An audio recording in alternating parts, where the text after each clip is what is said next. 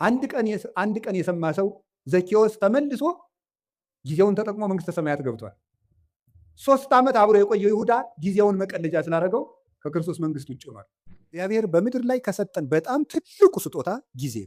ዓለም መጨረሻዬ ነው ብሎ ያሰበ ሰው ሁሉንም ነገር በዚህ ዓለም ኑሬ ልፍጀው የሰማዩን ማናየ ይላል።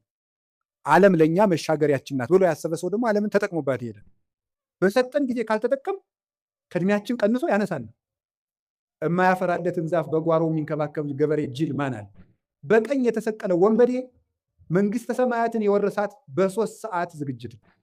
ቁራው ሲሏችሁ ልጅ ነኝ ትላላችሁ። ኃጢአት ሲሆን ልጅ ነኝ አትሉም ትላላችሁ። እውነትን የያዙ ሰዎች ነፃ ናቸው። ነፃ አእምሮ ያላቸው ሰዎች ደግሞ ከህሊና ዕዳ ሸክም የተለዩ ናቸው። ክርስቲያንነት ማለት በትክክል መኖር ነው። በዚህ ዓለም ላይ ብዙ ሰዎች የሚቸገሩበት ምክንያት ደስታን ፍለጋ ነው። ደስታ ደግሞ ከመስራት የሚመጣ ነው እንጂ ከማረፍ የሚመጣ ነው። ደስ እንዲላችሁ ከፈለጓችሁ እጃችሁ ላይ ያለውን እግዚአብሔር የሰጣችሁን ጸጋ ማስተዋል።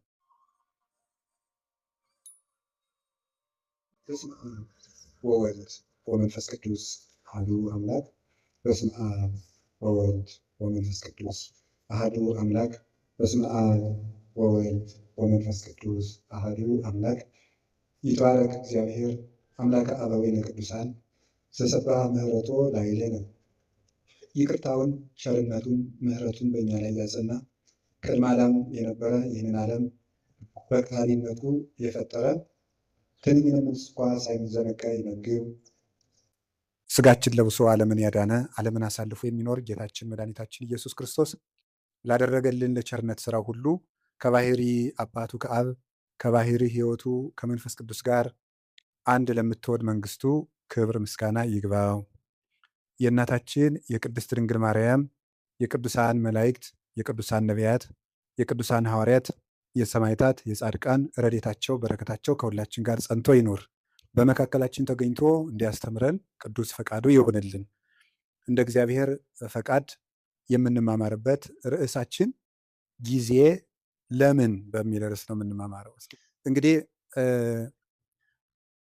ኦርቶዶክሳዊነት ወይም ኦርቶዶክሳዊ ሰው አንድ የቤተ ክርስቲያን አባት ሲናገር በትክክል የሚኖሩ ሰዎችን ካያችሁ እነርሱ ክርስቲያኖች ናቸው ብሎ ይናገራል። በትክክል የሚኖሩ ሰዎችን ካያችሁ እነርሱ ክርስቲያኖች ናቸው። ክርስቲያኖች እውነትን የሚያምኑ ናቸው። እውነት ነፃ ያወጣል። ስለዚህ ነፃ ፍጡሮች ናቸው። ነፃነትም ከእውነት ነው፣ እውነትም ነፃነት ነው። እውነትን የያዙ ሰዎች ነፃ ናቸው። ነፃ አእምሮ ያላቸው ሰዎች ደግሞ ከህሊና ዕዳ ሸክም የተለዩ ናቸው። እነሱ በትክክል ራሳቸውንም ዓለምንም መምራት መኖር ይችላሉ። እና ክርስቲያንነት ማለት በትክክል መኖር ነው። ክርስቲያንነት በትክክል መኖር ከሆነ ስለ እያንዳንዱ ነገር እንዴት እንደምናደርገው ማወቅ አለብን። ክርስቲያኖች አንድ ነገር እጃቸው ሲገባ ምን ሊያደርጉት እንደሚገባ የሚያውቁ ናቸው። ለምሳሌ ሕፃናት አንድ ነገር እጃቸው ላይ ቢገባ ምን እንደሚያደርጉት አያውቁም።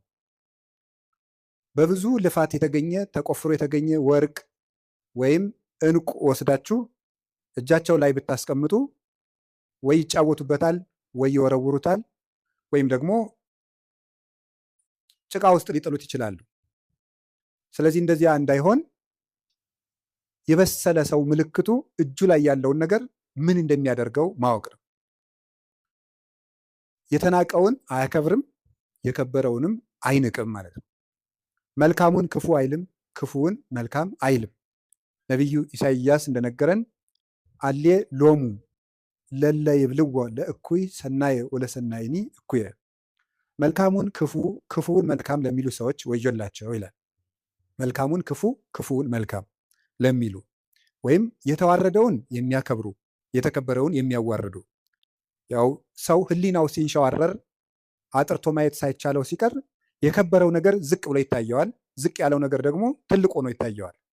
ስለዚህ የታነቀውን እያደነቀ ድንቅ የሆነውን ደግሞ እየናቀ ከሱም እየራቀ ይቀጥላል። እና ክርስቲያኖች ለሁሉም ነገር ቁመናም እውነትም ምልከታም ሊኖረን ይገባል። አንዱ ልናውቀው ስትኖሩ ሰውነት ለእኔ ምንድን ነው ማለት አለብን። ዓለም ለእኔ ምንድን ናት? ለምሳሌ ለሌሎች ሰዎች ዓለም መጨረሻቸው ናት። ዓለም መጨረሻዬ ነው ብሎ ያሰበ ሰው ሁሉንም ነገር በዚህ ዓለም ኑሬ ልፍጀው የሰማዩን ማናየ ይላል። ዓለም ለእኛ መሻገሪያችን ናት ብሎ ያሰበ ሰው ደግሞ ዓለምን ተጠቅሞባት ይሄዳል። ገንዘብ ለእኔ ምንድን ነው ማለት አለብን። ሰው ለእኔ ምንድን ነው? መቼስ ሰው እንስሳ ነው ብሎ ያሰበ ሰው ለሰው ክብር ይኖረዋል ብለን ማሰብ አንችልም። እንደዚህ ያለ ሰው ደግሞ ሰው እንስሳ ነው ብሎ መነሻ ያደረገ ሰው የሰው መወለድም አይደንቀው መሞትም አይደንቀው። ሞተ ሲባልም እንደ ቀላል ነገር ዕቃ እንደተሰበረ ያልፈዋል ማለት ነው። እና ነገሮችን የምንወድቅባቸውም የምንሻገርባቸው ምክንያት ለነገሮቹ ካለን አተያይ የሚመነጭ ነው። እና ትምህርት የሚያስፈልገው ኦርቶዶክሳዊ እይታ እንዲኖረን ነው፣ የጠራ አይን እንዲኖረን ነው። ዛሬ በዚህ ርዕስ በዚህ ቦታ እንድንማማር የፈለግኩት ጊዜ ለኦርቶዶክሳውያን ምንድን ነው የሚለው ነው። ለኦርቶዶክሳውያን ለእኛ ለክርስቲያኖች ጊዜ ምንድን ነው ነው ጊዜ እንዴት ነው? እግዚአብሔር በምድር ላይ ከሰጠን በጣም ትልቁ ስጦታ ጊዜ ነው። እግዚአብሔር የሰጠን ማንም ሊሰጠን የማይችለው እግዚአብሔር የሰጠን እድል ጊዜ ነው። እንደው ይገርማችኋል፣ ግን ሰው ይህንን ትኩረት ሰጥቶት አያውቅም። ሀብት የማይመስሉ ብዙ ነገሮች አሉ የማናስተውላቸው። ለምሳሌ እንደው የገጠሩ ሰውም ይተርታል። ጤና ሀብት አይመስልም ይላል፣ ውሃ ገንዘብ አይመስልም ይላል። የጤና ሀብትነት ለሰው አይረዳውም። ብዙ ጊዜ የውሃ ሀብትነት አይረዳውም። የአየር የኦክስጅን ሀብትነት አንረዳውም። ኦክስጅንን ሰዎች የሚያዙበት ቢሆን ኑሮ ለስንት ቀን መቆየት እንደምትችሉ አስባቸዋል? ኦክስጅን በሆኑ ሰዎች እጅ ቢሆን ኑሮ ሁላችን ገለውን አናድርም ብላችሁ ነው? እነዚያ ሰዎች እነገሌ ናቸው እንዳትሉ ወስዳችሁ አታነካኩኝ ነው ያልኩኝ። በሰዎች እጅ ቢሆን ኑሮ ነው ያልኩት። በሰው እጅ ቢሆን ኑሮ አየር ስንት ቀን የምንሰነብተው? ዛሬን ራሱ ማደር እንችላለን? እንችልም። የአካል ክፍሎቻችንን ስጦታነት አስተውለን አናውቅም። እግዚአብሔር የሰጠንን ነገር ሰዎች ሊያደርጉልን የማይችሉ እንዲሁ እግዚአብሔር ምናደርገልኝ እንላለን እንጂ እግዚአብሔር አንድ ቀን ጣፊያን ራሱ ስራ እንድታቆም ቢያደርጋት መኖር እንችላለን? እንችላለን? በሰውነታችን ያለውን የጨው መጠን ማን ሊያጣራው ይችላል? ስለዚህ እንሞታለን ማለት ነው። ፊኛ ስራ ብታቆም መኖር ይቻላል? ይቻላል? እስኪ ንገሩኝ።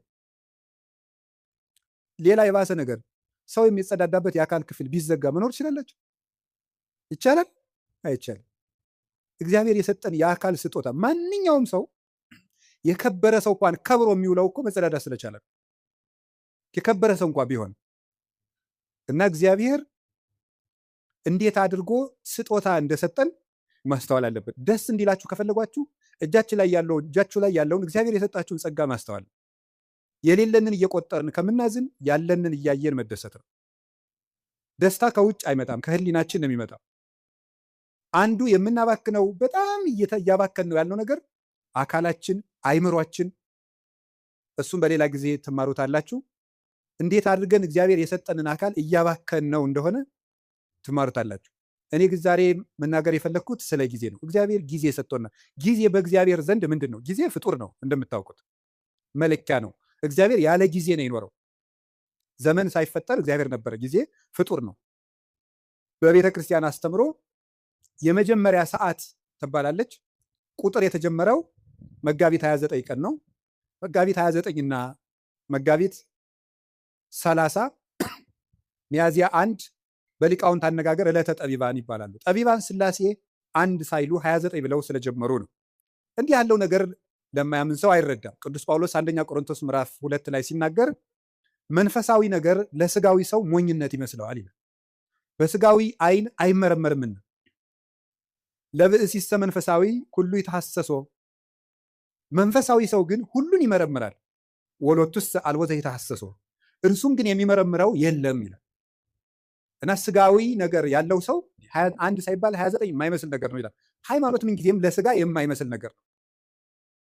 የምናወጋው የመንፈስ ነገር ስለሆነ የመንፈስ ነገር በስጋ ነገር ሊለካ አይቻልም። መቼስ አሁን ነፋስን በሜትር አንለካው፣ ለሁሉም ነገር መለኪያ አለው። ውሃን በኪሎ ሜትር አንለካው፣ የራሱ መለኪያ አለው። ለራሱ ነገር ለሁሉም ነገር መለኪያ አለው። ከፍታም መለኪያ አለው፣ ዝቅታም መለኪያ አለው፣ ረቂቅ ነገር መለኪያ አለው፣ ፈሳሽ ነገር መለኪያ አለው፣ ጠጣርም መለኪያ አለው። እንዲሁ መንፈሳዊ ነገርም የራሱ መለኪያ አለው። ውሃውን በሜትር ጤፉን ደግሞ በሊትር መቼስ ልለካው አይባል። መለኪያ አለው። የነፍስም ነገር የራሱ መለኪያ የራሱ ዩኒት ስታንዳርድ አለው። ስለዚህ የነፍስን ነገር የምንረዳው እግዚአብሔርን በመፍራት ነው። እግዚአብሔር ጊዜን ሳይፈጥር ነበረ፣ ጊዜን ፈጠረ። የመጀመሪያዋ ሰዓት መጋቢት 29 ቀን ፈጠረ። ጊዜ በጊዜ ምን እንደተደረገ አስተውሉ። በጊዜ ከተደረጉ ነገሮች አንዱ እግዚአብሔር በጊዜ ይሄንን ዓለም ፈጥሮታል። ይሄንን ዓለም ፈጠረ። 7 ዕለታትን ፈጠረና አቆመ። 7 ዕለታት በዕብራውያን አነጋገር 7 ቁጥር ፍጹም ቁጥር ተደርጎ ይነገራል። መጽሐፍ ቅዱስ ሲተረጎም ማወቅ ካለብን ነገሮች አንዱ የመጽሐፍ ቅዱስን መነሻ ባህል ነው ማወቅ የሚገባል። የመጽሐፍ ቅዱስን መነሻ ባህል ስናውቅ መጽሐፍ ቅዱስን መረዳት እንችላለን። ስለዚህ በዕብራውያን ወይም በእስራኤል ባህል 7 ቁጥር እንደ ፍጹም ቁጥር ይቆጠራል። በኢትዮጵያ ለምሳሌ 10 ቁጥር እንደ ፍጹም ቁጥር ይቆጠራል አይደል? አታውቁም? ለምሳሌ የሆነ ሰው 10 ጊዜ አጨቅጭቀኝ ይላል። እናንተ ግን 3 ጊዜ ብቻ ሊሆን ይችላል ያላችሁት። ለምንድነው 10 ጊዜ የሚለው? ጭራሽ ማለት ነው፣ ፍጹም ማለት ነው። በዕብራውያን 7 ቁጥር ፍጹም ነው ብያችሁ ነበረ። እስመ ሁልቆ ሳብዕ በኀበ ዕብራውያን ፍጹም ውእቱ፣ በዕብራውያን በእስራኤል 7 ቁጥር ፍጹም ነው ይላል እግዚአብሔር። ስለዚህ ምን አደረገ? 7 ዕለታት ብቻ ፈጠረ። ለምንድን ነው እግዚአብሔር 7 ዕለት ብቻ የፈጠረው ስትሉ 7ቱ ቀኖች ፍጹም ናቸው ለማለት ነው። 7 ብቻ። ለምን 8 ቀን አይፈጥርም እግዚአብሔር? ወይስ ዝቅ ብሎ 6 ቀን ቢያደርገው ምን አለ? የዓመቱን መለኪያ 7 ቀን ያደርገው ለምን ይመስላችኋል? 7ቱም ዕለታት ፍጹም ናቸው ይላል። እንዲያውም ንገራቸው፣ የዚህ ዓለም ዋና ምሰሶዎች 7 ዕለታት ናቸው። በመጽሐፈ ምሳሌ ምዕራፍ 9 ከቁጥር 1 ጀምሮ እንዲህ ይላል፣ ጥበብ ሐነጸት ቤተ ወአቀመት ላቲ 7 አዕማደ፣ ጥበብ ቤቷን ሰራች 7 ምሰሶዎችንም አቆመች ይላል። ጥበብ ቤቷን ሰራች። ጥበብ የተባለ እግዚአብሔር ወልድ ነው። መንፈሳዊ ትርጉም አለው። የዛሬው ዓላማችን ግን እሱ አይደለም። ጥበብ ወልድ ይችን ዓለም ፈጠረች፣ 7 ምሰሶ አቆመች ማለት 7 ዕለታትን ፈጠረች ማለት ነው። 7ቱ ዕለታት ለምንድን ነው ምሰሶ የተባሉ ሲባል ምሰሶ ቤቱን እንደሚያጸናው በዚህ ዓለም የሚኖር ነገር ሁሉ ጸንቶ የሚኖረው በ7ቱ ዕለታት በሚሰራ ስራ ነው ማለት ነው። ምሰሶ ሲፈርስ ወይም ምሰሶ ቢነቀል ቤቱ እንደሚናድ ሁሉ የሰው ልጅ ሕይወቱ የሚናደው ወይም የሚፈርሰው በ7ቱ ቀናት በሚሰራቸው ስራዎች ናቸው። 7 ቀን የምንሰራው ስራ ወይ ሕይወታችንን ያፈርሳል ወይ ሕይወታችንን ይሰራል። ምሰሶዎቹ በትክክል የቆሙለት ቤት እንደማይፈርሰው 7ቱን ዕለታት እንዴት መጠቀም እንደሚችል የሚያውቅ ሰው የጸና ቤት ይኖረዋል። የልብ ቤት፣ የአእምሮ ቤት፣ የስጋ ቤት፣ የነፍስ ቤት ይኖረዋል። ስለዚህ ዕለታትን ከመጠቀም ነው። እንኳን እኛ እግዚአብሔር ራሱ ቀን ተጠቅሞ ነው ስራ ይሰራል። ቀንን የማይጠቀም ሰው ምንም ማድረግ አይችልም። እግዚአብሔር 6 ቀን ነው ይህን ዓለም የፈጠረው። አይገርማችሁ? በ6 ቀን ዓለምን ፈጠረ። ምን ማለቱ ይመስላችኋል? ኋላ ያን 6 ቀን ደግሞ ለእኛ ሰጠን። የሰጠኋችሁ 6 ቀን እኔ ዓለምን የፈጠርኩበት ነው። እናንተ የምትቀልዱበት እሁድ 4 ባህሪያት የተፈጠሩበት ነው። መሬት፣ ውሃ፣ ነፋስ፣ እሳት፣ 4 ባህሪያት፣ 7 መላእክት፣ 7 ሰማያት፣ መላእክት፣ ብርሃን፣ 8 ፍጥረታትን ያከናወንኩበት ቀን ነው። እናንተ የምትቀልዱበት ሰኞ ይሄን የምታዩትን ጠፈር የዘረጋውበት ቀን ነው። እናንተ የምትቀልዱበት ማክሰኞ በምድር ላይ ያሉ እጽዋትን ሁሉ የፈጠርኩበት ቀን ነው። እናንተ እንደዋዛ የምትገፉት ረቡዕ በዚህ ዓለም የሚያሸበርቁ ፀሐይ፣ ጨረቃ፣ ከዋክብትን ያበራሁበት ቀን ነው። እናንተ በስንፍና የምትሸኙት ሐሙስ በባህር ውስጥ ያሉ አዞ፣ ጉማሬ፣ ሌሎችን ማሳንበሪዎችን በክንፍ የሚበሩትን በእግራቸው የሚሽከረከሩትን በክንፋቸው የሚበሩትን ሁሉ ያስገኘሁበት ቀን ነው። እናንተ በዋዛ በፈዛዛ የምታሳልፉት ዓርብ በአርአያዬ በአምሳሌ ሰውን የፈጠርኩበት ቀን ነው ማለቱ ነበረ።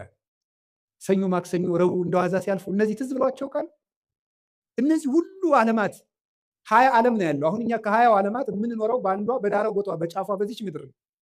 እግዚአብሔር የፈጠረው 20 ዓለም። ከ20ኛው በዚች ዓለም የምናየው ነገር ሁሉ እንኳን ተመርምሮ አይዘለቅም። ሕሊና ራሱ ይደክማል ቢያስብ። እንኳንስ ሌላውን ያንን ሰው ተፈጥሮ እንኳን ብታዩት ሊገባና ይችላል። እንደዚህ ያሉ ድንቅ ነገሮች የተደረጉት በ6 ቀን። የጊዜን ጥቅም አያችሁት? በሰባተኛው ቀን እግዚአብሔር አረፈ። ምን ማለት ይመስላችኋል? እግዚአብሔር 6 ቀን ሰራና አረፈ።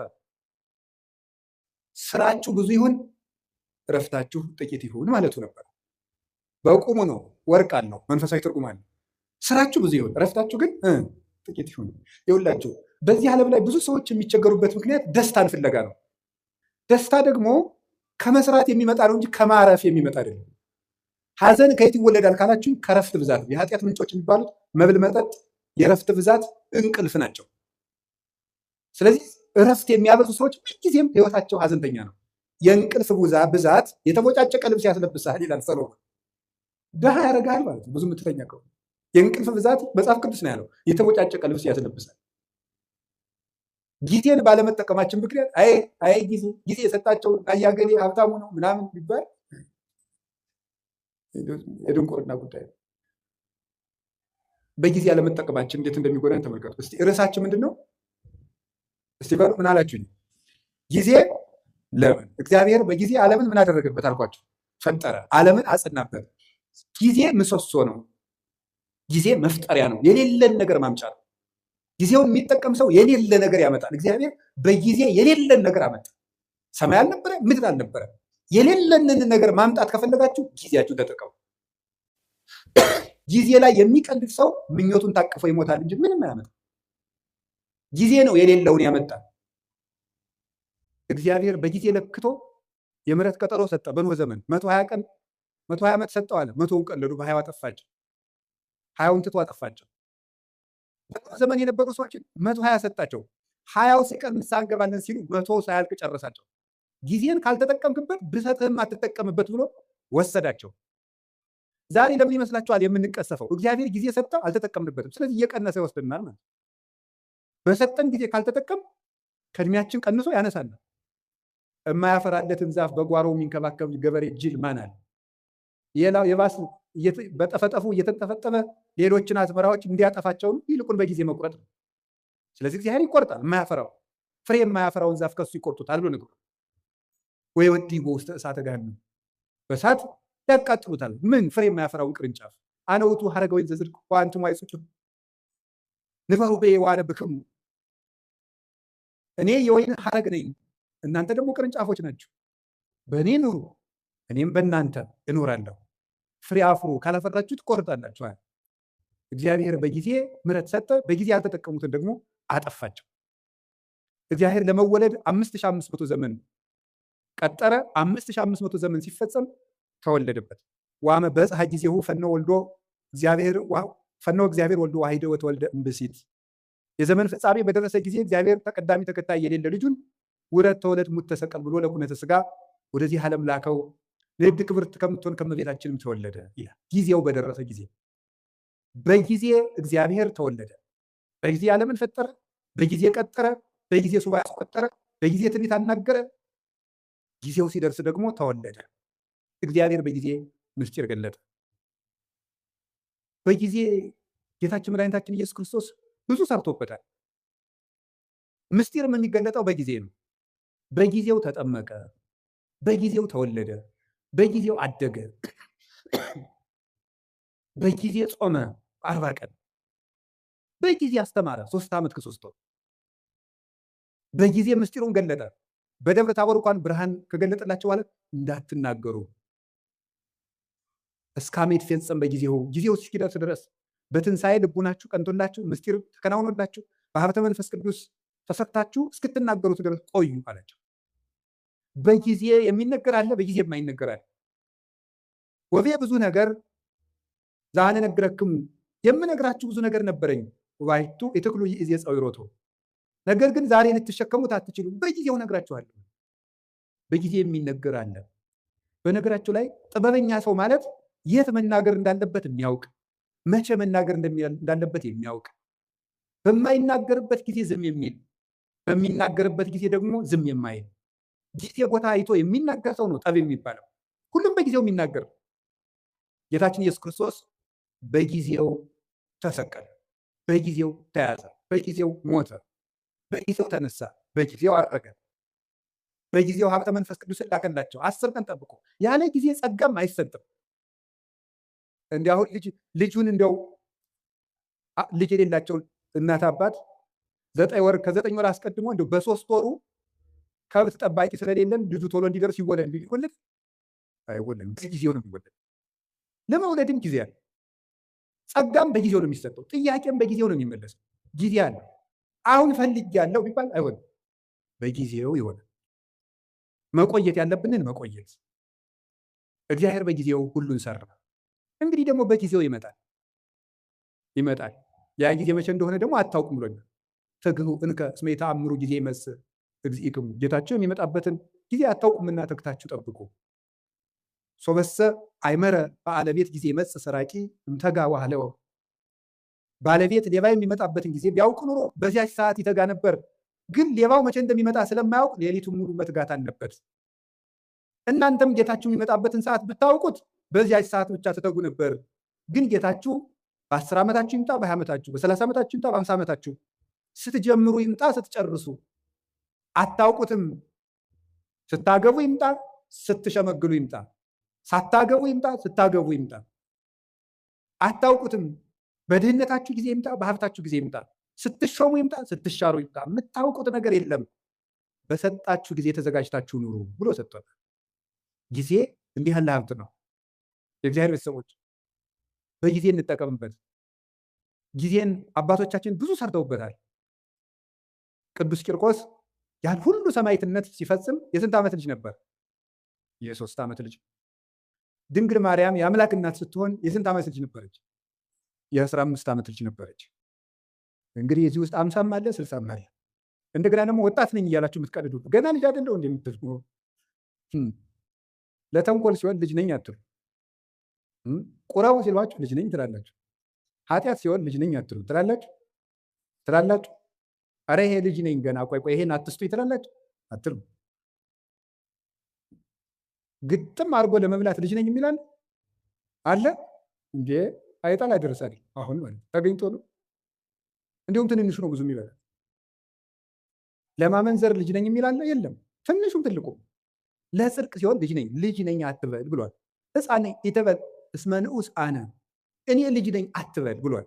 ትንቢተ ኤርምያስ ምዕራፍ 1 ቁጥር 8 ላይ ለበጎ ነገር ልጅ ነኝ አትበል። ስለዚህ የእግዚአብሔር ቤተሰቦች ቅዱስ ጊዮርጊስ 4 ጊዜ ሞቶ ሲነሳ ያን ሁሉ ሰማዕትነት ሲፈጽም ጠቅላላ ዕድሜው 27 ዓመት። በጊዜ አባቶቻችን ተጠቀሙበት። በቀኝ የተሰቀለ ወንበዴ መንግስተ ሰማያትን የወረሳት በ3 ሰዓት ዝግጅት ነው። ለተጠቀመበት ሰው 3 ሰዓት መንግስተ ሰማያትን ያስገኛል። አብሮ የቆመው ሰው ደግሞ በዚያው ሲኦልን አግኝቷል። እድሜ ዘመኑ አንድ ቀን የሰማ ሰው ዘኬዎስ ተመልሶ ጊዜውን ተጠቅሞ መንግስተ ሰማያት ገብቷል። 3 ዓመት አብሮ የቆየው ይሁዳ ጊዜውን መቀለጃ ስላደረገው ከክርስቶስ መንግስት ውጭ ሆኗል። በጊዜ የሚቀልድ ሰው ይሁዳ ጊዜውን እንደ ድል መጠቀም ሲገባው መተናኮያ ያደረገው ምን አደረገ መስላችሁ? ክርስቶስን እኔ እሸጠዋለሁ አለ። እሸጥና እሱ እንደለመደ በታምራቱ ያመልጣል። ከዚያ በኋላ ደግሞ እኔ መመልሼ ገንዘቤን በልቼ መምህር የብዬ ከእሱ ጋር ታሪክ ይቀጥላለሁ አለ። ጊዜው ግን መሽቶ ነበር። ክርስቶስ ተያዘ። ደርሷላ። ሲሰርቅ የነበረበት ጊዜ አለቀ። በቃ አለ። እግዚአብሔር መቅረዚቱን አጠፋት። ከዚያስ ምን አደረገ ደግሞ? ጌታ ከማረጉ በፊት ሞቱ በፊት እኔ ተቀድሜ ሙቼ ሲኦል ቆየዋለሁ፣ ነፍሳትን ሲያወጣ ያወጣኛል አለ። አይ ይሁዳ አልፏል። እሱ ምን አደረገ ጌታ? የለም ይሁዳ ዛሬም አትሞትም ብሎ ግንባሩ ተፈጥፍጦ ቆይ፣ ሆዱ ተዘርግፎ ቆይ። ከዛ ምን አደረገ ጌታ? ሲያርግ አንተ ያሰቀልከው ሰው አረጋ እኔን ሳያወጣኝ ብሎ ደንግጦ እወጣለሁ ሲል ከመቃኑ ላይ ከደጃፍ ወይም ከበሩ ላይ ግንባሩ ተፈጥፍጦ ሞተ። ምን አድርጎ ስትሉኝ በጊዜ ቀልዶ የእግዚአብሔር ምሕረት ጊዜው አብቅቶ በቃኝ ብሎ እግዚአብሔር ታገሰው። 3 ዓመት ቻለው። አብሮት እየዋለ ሙዳየ ምጽዋቱን እየሰረቀ ማእምረ ኅቡዓት ክርስቶስ አብሮት እያለ እየሰረቀ የሚያውቀውን ጌታ እንዳለ አዋቂ መጥቶ አብሮት በሀከረቢ መምህር ደህና ዋልክ እያለ የልቡን በልፍቱ እያደረገ 3 ዓመት ቻለው። በቃኝ አለ እግዚአብሔር። ቸርነትን ላልተጠቀመበት መዓት ይታዘዝለታል። እግዚአብሔር ጊዜ የሚሰጠው ለቸርነት ነው። የተአምርኑ ከመሳሄዱ ለእግዚአብሔር ኪያከ ያገርህ ሀበ ንስሐ የእግዚአብሔር ቸርነቱ አንተን ወደ ንስሐ እንዲመራ አታውቅምን? ይል ቅዱስ ጳውሎስ ሮሜ ምዕራፍ 2 ላይ ሲናገር የእግዚአብሔር ቸርነት እኮ የምሕረት ዕድል ነው፣ መጥፊያ አልነበረም። ሲራክም ይተወስክ ኃጢአተ በዲበ ኃጢአት እንዘ ትብል መሐሪ ውእቱ እግዚአብሔር። እግዚአብሔር ይቅር ባይ ነው፣ እግዚአብሔር ቸር ነው፣ እግዚአብሔር መሐሪ ነው እያልክ በኃጢአት ላይ ኃጢአትን አትጨምር ይል